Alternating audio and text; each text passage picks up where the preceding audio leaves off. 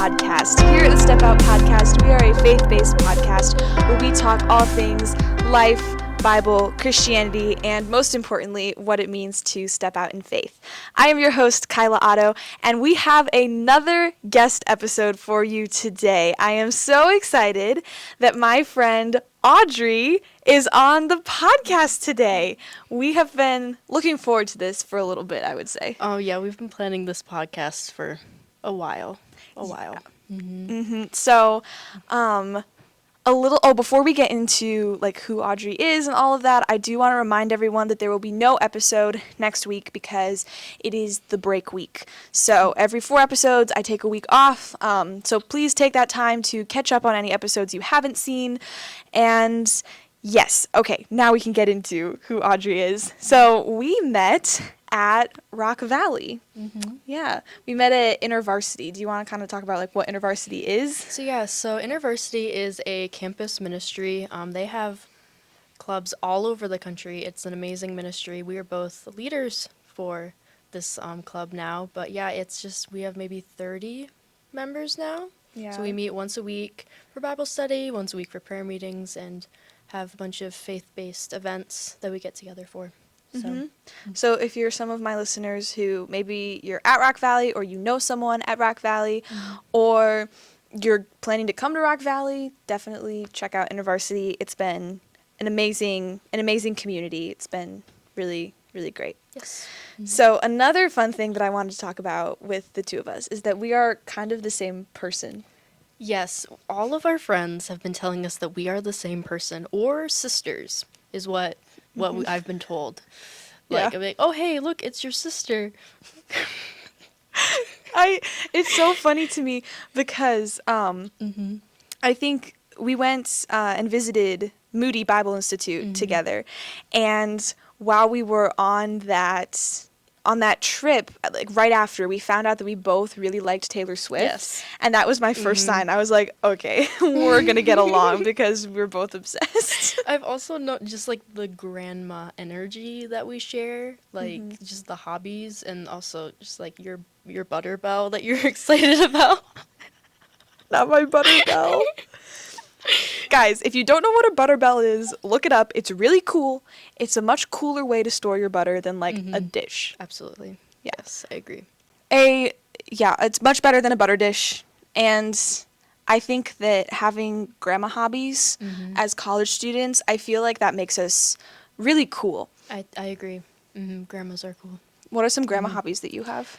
I love to bake and crochet, and I do occasionally embroider. So I love to bake. I can crochet. I'm not very good at it. And I love embroidering too. So yeah, these are just some of the ways that we're similar. And the last thing that I wanted to talk about regarding me and Audrey is that we are going to the same college after this. I'm so excited. I know. I'm really excited too. We're going to be roommates. We're going to be dorm mates. So where are we going, Audrey? We're going to Moody Bible Institute. That visit was very successful. Yes, it was. We're taking on Chicago together. So yes. Yeah, what is your planned, what are you doing at Moody? What is your... So I would love to go into ministry. So I'm going to get my associates in ministry and hopefully go into ministry for people with chronic illness and disability. And why do you want to do that? So part of my story is that I am a brain surgery survivor. So, that was a really hard time in my life, but I feel like that was when I grew the most in my relationship with Christ, and I want to use my story and what I've learned to just help people who've gone through similar experiences. Yeah, sometimes I look at you and I'm like, wow, you had brain surgery. Like, I don't know. It's just so, it's kind of cool.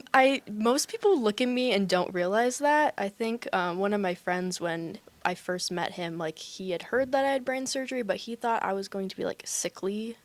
And, like, he was like, you don't look like you've had brain surgery. I'm like, okay, thank you. Oh, my gosh. You know who you are. Oh, no. Is it... It's Juan. It's Juan? Juan, you know who you are. I was You going to say, did that. we're not afraid of calling people out Okay. on this podcast and Good to shouting know, them 'cause out. I will. Yeah. I will be doing that. If you're from Rock Valley and you're listening, no one is safe. We will talk about you. Anyway, so let's get into what we were talking about today, because when I first started Step Out, I did like the first 4 episodes by myself, then had some guests on, and I remember talking to you and like some of our friends, like, oh, like I'm looking for guests, and I'm like, I kind of was just like, if any of you want to be on the podcast, and Audrey was like, I would be interested. She's like, I would be interested in that. I did do that. I was like, And I was like, oh, next. I'm gonna be next. I'm gonna be honest with you, I was not expecting that from you. Of all the people standing there, I did not think that you would be the one who's like, I didn't think that would be you, but you did. Mm-hmm. And then you, like, I don't know, like 3-4 days later, were like, I know what I want to talk about. Mm-hmm. I was like, okay, what? And so today we are talking about the theological triage, Mm-hmm. which I'm guessing a lot of you maybe have not heard that term before. So do you want to get us into what it is, why you wanted to talk about it? Yes, exactly. So I would love to. So theological triage is just, looking at the different theological beliefs and discerning like what their level of importance is. So you'll know there's certain issues that are salvation issues, but other ones that are just, they're important, but not like on a salvation basis. So it's good to be able to discern if something is a false teaching or heresy, or if it's just a difference of practice. This is a topic that I love to talk about, which is why I got excited when you asked me if I wanted to do a podcast. I'm like, I'm ready.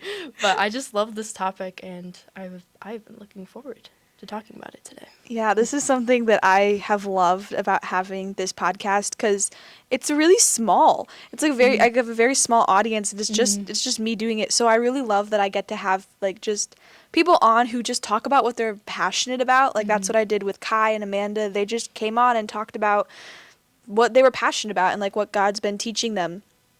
And so, Audrey, why are you passionate about the theological triage? I'm passionate about it just because I grew up having very legalistic views, and grew up thinking that a lot of theological beliefs were salvation issues when they weren't, and it's taken me a long time to kind of unlearn that mindset and to kind of realize, what is important and what should be important to Christians. So that is why I'm passionate about this. Yeah, I feel like legalism is something that I think is an issue for not only people like who grew up in the church, but for people who are looking at Christianity. A lot of people only see the legalistic facet of us, and I think that's harmful, because like you said, not everything is a salvation issue. Like, you're not gonna, like, ladies, you're not gonna go to hell if you're wearing pants, like these kinds of things. Exactly. So, all right, do you want to get us into the theological triage? Oh, and it's called the triage because there's three. There's 3 orders or tiers. Different people call it different things. I can kind of go into what So first order issues are going to be doctrines essential to the Christian faith. So, the nature of the Trinity, the physical life, death, and resurrection of Christ, our hope for eternity, the final judgment of sin, sanctity of worship, and sanctity of life. So these are all just essential beliefs for the Christian faith. Now, second order issues are denominational differences. This could prevent, people from going to specific churches depending on the belief, but these aren't salvation issues, but they are important to understand and to believe. So how to practice baptism would be one, different communion practices, different views of spiritual gifts, women in church leadership positions, and then different views on how salvation works would be second order. Third order are disagreements, just like the third one down, that still allow for close fellowship within one church body. But again, not salvation issues, and you can still go to a church with someone who has these differences. So different views on end times, perspectives on marriage and parenting, personal convictions on modesty and dress. So again, back to women Yeah. wearing pants. Convictions about alcohol, and personal preferences for like music, movies, and other media. Yeah.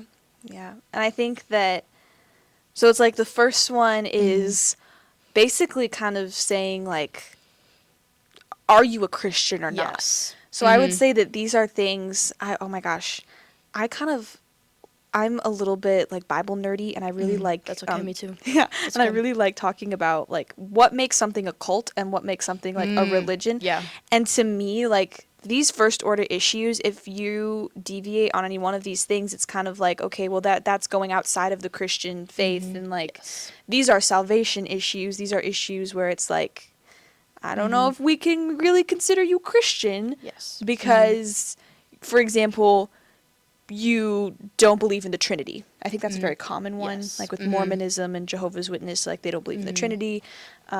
So those are like, Essential. yeah, Exactly. Exactly. make or break. Yes, I agree. And also just like the life, death, and resurrection of Christ as well obviously would be just like incredibly important. Just like there are many people who don't believe that Christ is God. They believe that he's just a prophet. And I don't believe that people who believe that are obviously Christians, you know, and Christ is in the name Christian, so it just like it completely contradicts Yeah. that belief entirely. Yeah, and like the people who, you have to believe in all three. Like you have to believe that Jesus was God. You have to believe that he lived. You have to believe that he died. Exactly. And you have to believe that he rose again. Exactly. I feel like you kind of encounter some other religions or other like Christianity, like I'm just gonna say cult type religions, where they're like, well, we believe in everything but this, and it's like the way these first order issues work is like Exactly. you gotta believe all of it. So Exactly. Yeah. Exactly. all right, second order issues. Okay, Ooh, there's so many views on baptism I'd love to talk about. what was, so from your legalistic background, what was their view on baptism? You know, that was one view they were not legalistic on. Oh. I was taught that baptism is a way of just like expressing your faith and your salvation, and just like it's not that you are saved because of baptism, it's that you are showing that you are a Christian, and it's like you are showing to everyone you know that you have faith in Jesus. So that was how I was raised. So I was like submerged, like I was baptized at a lake. Fun fact, like actual lake. Most people cannot say that, but I was at a really gross, disgusting green lake. Oh, but no. it was a good experience. So that was how I was raised, and that's how I cool. still believe. But there are some legalistic practices that I'm familiar with. Some believe you have to be baptized to be saved. Yeah. I don't agree with that. I also would not agree with that. Yeah. I think that theology is kind of sketchy, especially if there's a situation where, like, say someone becomes a Christian and maybe they pass away before they're baptized. That doesn't mean that, like, their salvation wasn't legitimate. They were a Yeah. Christian, you know? So I think that that's important.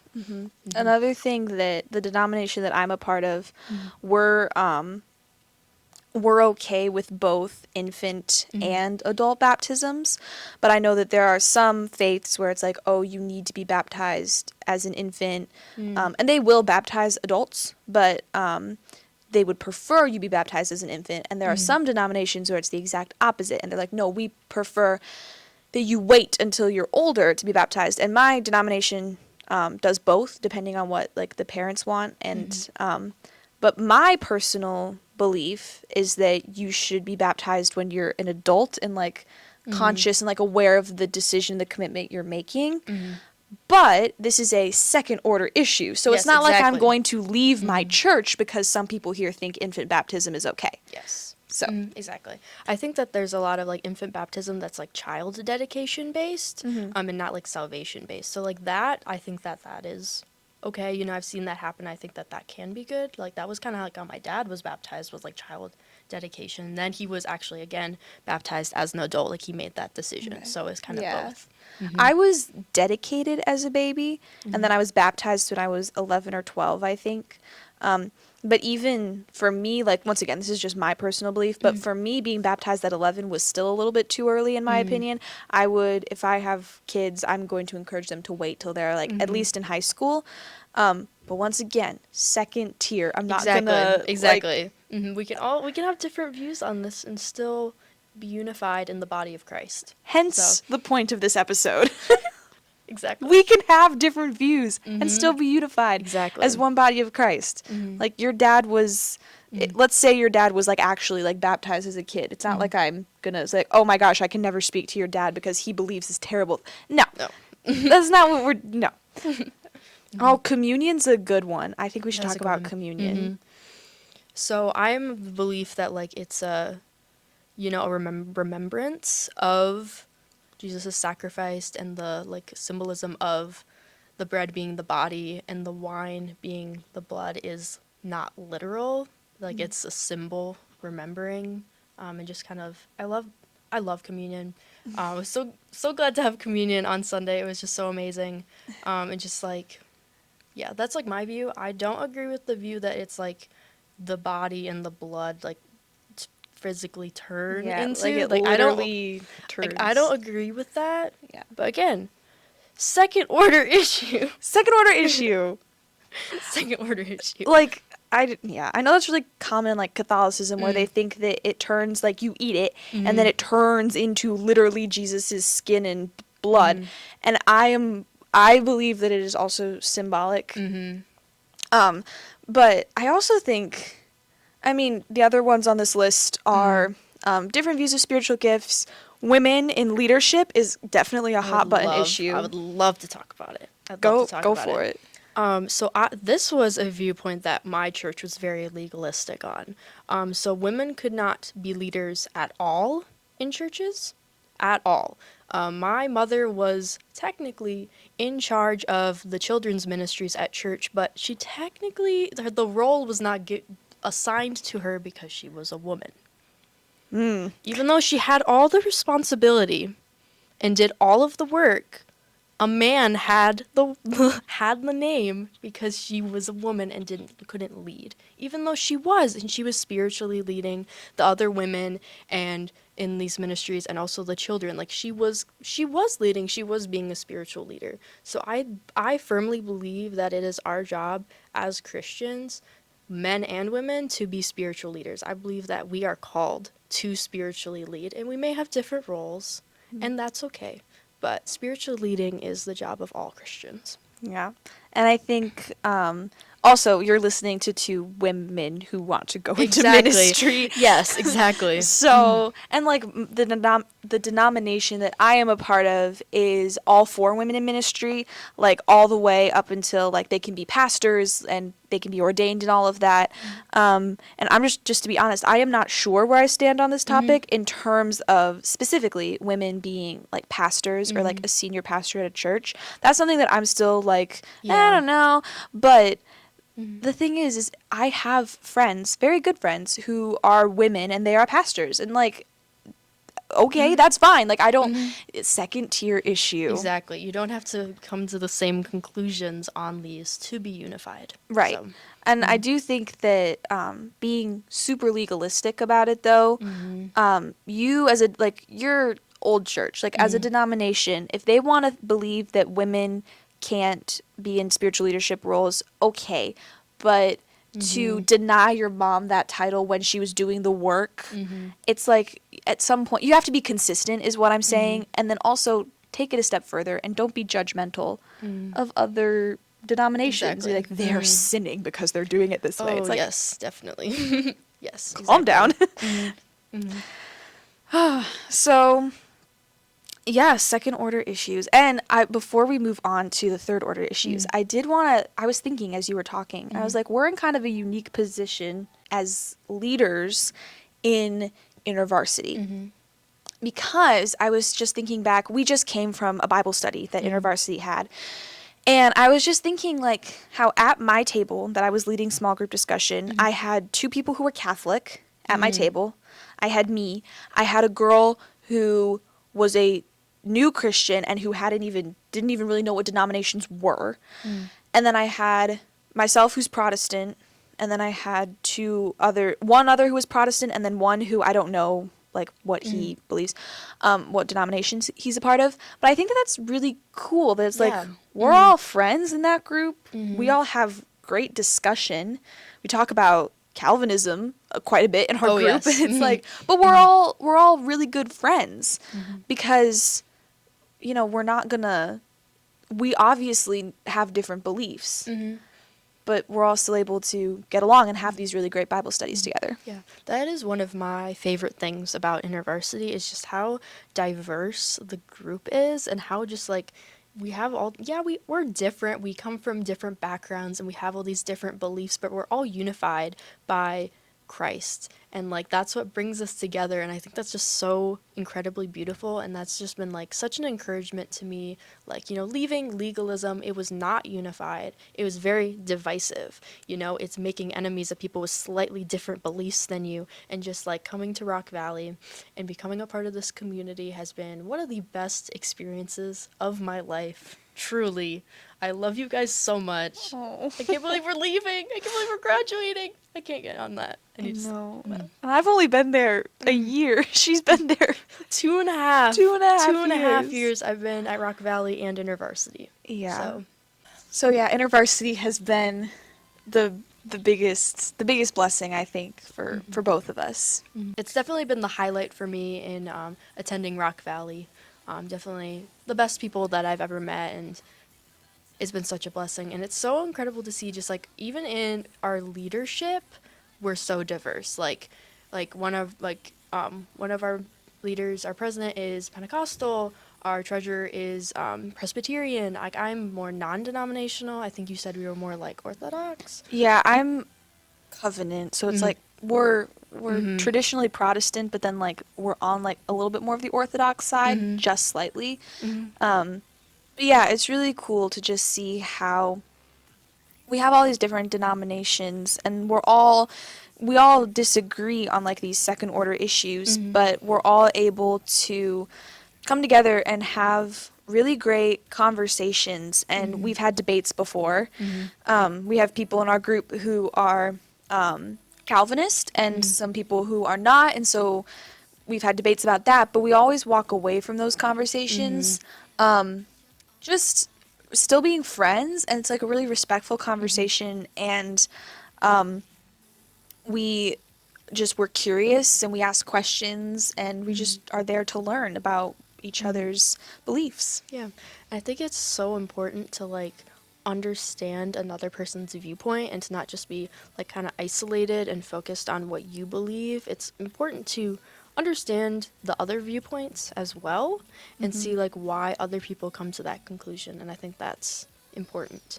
Yeah, and like asking questions too is really important. Yes, I definitely think that like you know, it's asking questions is how you learn and how you dig deeper into the Word of God. I think that there are a lot of churches, especially the one that I grew up in, it was like questioning anything was like you were questioning God and questioning the Bible. But in questioning, like you're just trying to understand better. And I think that that's important thing to do is to not just blindly follow the teachings that you grew up in or the teachings that others around you believe in, but you know, understanding viewpoints of something and then coming to your own conclusion based on biblical truth. Yeah. And I think that's kind of a part of young adults or like just growing up in the church. Like people, like we grew up in the church. And I think it's really important for our faith and for the faith of anyone who's a young adult who grew up in church to dig into why do you believe what you believe, because if you believe something because your parents told you to or because your pastor told you to, that's a really weak foundation for your faith. And so I think that in these legalistic practices where it's like don't question or you're questioning God, like that's setting your kids and your young adults up for failure, because if you know why you believe what you believe, you're going to be so much stronger in that. So Exactly. that's a red flag if you ever see that. And Yes, just kind definitely. of getting to know friends who maybe don't believe the same things as you. The best course of action is always going to be curiosity, particularly on these like second and third order issues. Now, if it's a first order issue where they're like, it's heretical, they're like denying the Trinity or something crazy like that, that's a situation where, you can be more extreme. But really just be curious and ask questions, and Exactly. don't think that God hates questions, because we serve a God who wants us to know him. And I think that's something important to remember. Yeah, absolutely. So let's move on to third order issues. So these are issues that people can disagree with and still be like in a church body. These aren't things that are going to keep someone from not attending a church if there's varying beliefs on these. The first one is views on end times. This is one that I do not completely have a set belief on. I think that it's very complex. The book of Revelation is very intense. I think there's a lot of room for interpretation. So I don't even know where I stand on this belief. Yeah, I don't really understand. I don't understand Revelation. I don't know where I stand on that. I've met people all across the board, from people who think that there's like a literal dragon that's going to come, or people who think that we're going to be on the earth for 1,000 years and like suffering. I've people who believe that you're raptured, people who think it's all literal. Like, there's so many different beliefs. But ultimately, I think this view in particular is definitely third order, because it's like, I don't think that anyone can really ever know. The book of Revelation is so confusing and intense that like there is no way we can comprehend or understand it. No. So we're not going to know until the prophecy is fulfilled. Yeah, so don't argue with someone over it. Exactly.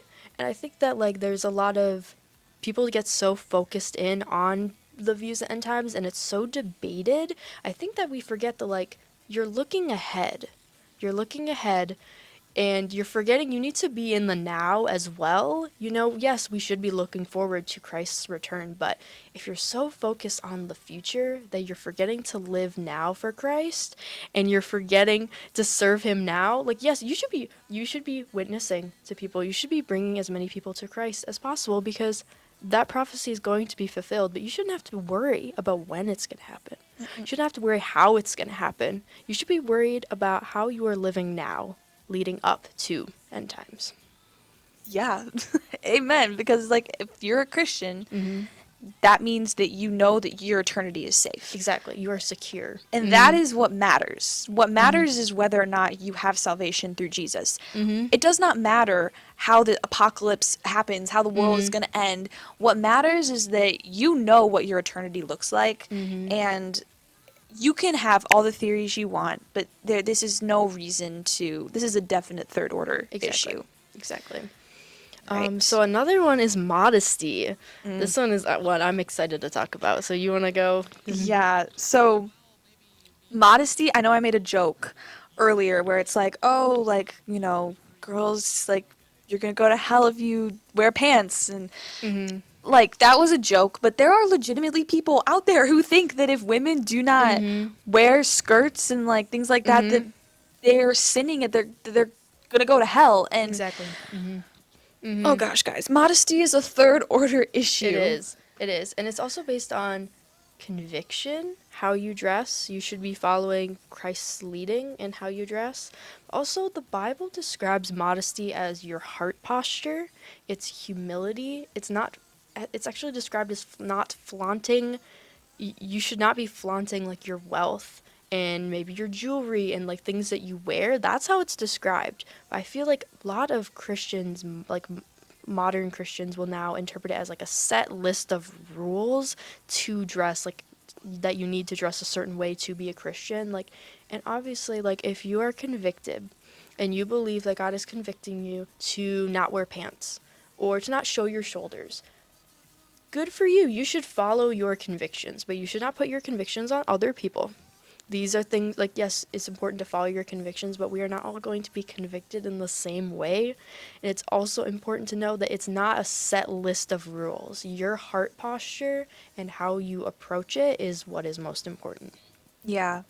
And I think that when it comes to being convicted in different ways, that is so true, and it's because we're all different people. We all struggle with different things, and if I know that a struggle of mine is maybe drawing attention to myself, like I'm an attention seeker, I'm vain in that way, then maybe a conviction for me will be to be a little bit on the more extreme end of modesty than someone else. If I know that I'm like really prideful in my body or the way I look, then maybe my conviction's going to be different than like Audrey's conviction, where maybe she's cool wearing the spaghetti straps and the, I don't know, the leggings and whatever it is, and maybe I'm over here with a skirt down to my ankles, and it's like, that's fine.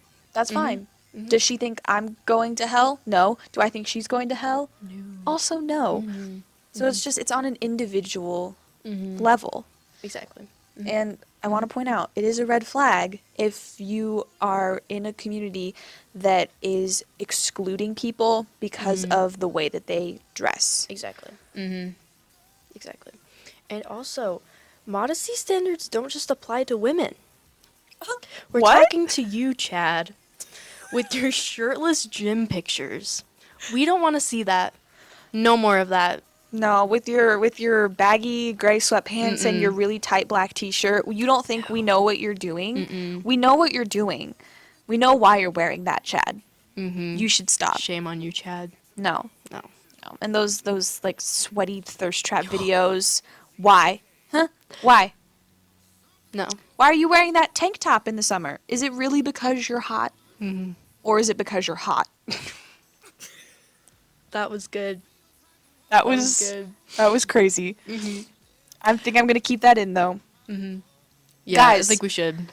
Just like women, think about, why are you wearing what you're wearing? Exactly. Are you wearing it because you want attention, or are you wearing it because it's practical? Because it's practical. Like, think about that. Exactly. Think about that. Exactly. So another third order issue is personal preferences for like music, movies, and other media. So if Yeah. you want to take that. Sure. So this one for me, I was thinking about this, and for me this one changes a lot. I've referenced this in the podcast before, but back in November-ish time, I felt really, really, really convicted to stop listening to all secular music, to not watch Netflix, to not watch Disney Plus. I did not, it was none of it. And the only times that I did listen or engage in that kind of media was if I was in community, so like with other people. And it was really hard. But then I got to a point, I did that for an entire month, a little bit more, and I got to a point where I no longer felt that conviction, and I started listening to my Taylor Swift again, and I started watching my TV shows again. And it's something that changed for me, and it was dependent on the season of life that I was in and what God wanted to teach me in that moment. And so something that I think about is, okay, what is this media and what is this music? What feeling is it like evoking for me? Is it causing me to dwell on things that are not of God, or is it causing me to maybe feel some emotions that are negative and that are impacting me negatively? So like Taylor Swift, we both love Taylor Swift, but she has some songs where she is, either they're just plain depressing, or they're overly sexual, and that's not just her, it's like any artist. And so there are some of her songs that I choose to stay away from because I know that they'll cause me to dwell on things that are not healthy for me and that God would not want me to dwell on. But it's very subjective. Exactly. I definitely also, there are songs of hers I also don't listen to. Like, a lot of songs can be very sexual, and like those ones I'm not comfortable listening to. Also, I think that just based on my convictions, I don't think it's right for me to listen to those songs. But it's going to be different for everyone. We're going to have different convictions on, some people are like, I think it's amazing that, you followed your conviction even for a short time. Like, you took a break from like secular music and media and stuff. I think that's an amazing thing. And, some people are convicted to never at all. And I think it's good that you're following your convictions. Just again, don't put your convictions on other people. Like, I was raised in a church that like most everyone did not listen to any secular music or watch, or was very limited on what secular movies they listened to. Like, and my family was very lenient on that. I've listened to a bunch of secular music and watched PG-13 movies. Like, I know, What? shocking. I know, PG-13? and I know they swore a couple times. I know. It was scary. I know, Oh, clutching no. my pearls. But I was afraid of judgment because of the beliefs of other people in my church. They did not associate it at all. So if they, like, I think one time I'd mentioned I saw a movie, and like, you watched that? You saw that movie? Yes, I did. What's the big deal? But yeah. And I cannot imagine being in a situation like you were in where you just watched a movie. You just watched a PG-13 movie. Yeah. And you have two God-fearing parents, and I'm sure the movie was fine. Yeah. I'm sure it was fine. And to be afraid of judgment in that situation, that's where I feel like a lot of negativity around Christianity stems from, and like church hurt and things like that. Yeah, definitely. I think that, like, just legalism itself is just incredibly dangerous and harmful. Like, it's just incredibly dangerous and harmful to the church and to believers. And just growing up in that, it was like my beliefs and how I acted was around fear of judgment, or fear that, like, oh, I'm not good enough of a Christian because I listen to secular music. Like, like, that was a fear of mine, was that I would be judged by my close friends who were ultimately not very good friends to begin with because they were judging me in that way.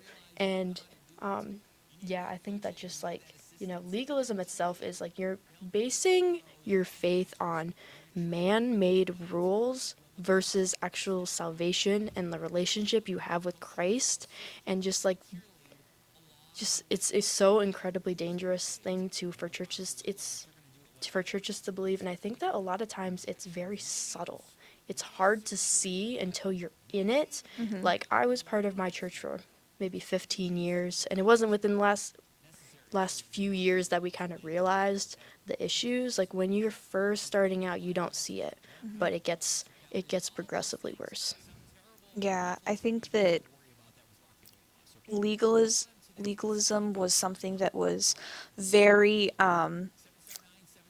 very common, like back in like the 60s, 70s, 80s. Yeah.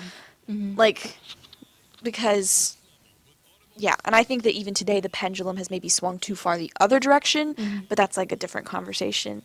But I really think that what judgment does is it like that kind of judgment, like where you're judging someone based on your own convictions and not like, I know that Audrey has the Holy Spirit and I have the Holy Spirit. And I need to trust that God's going to do with Audrey what is best for Audrey, and he's going to do with me what is best for me.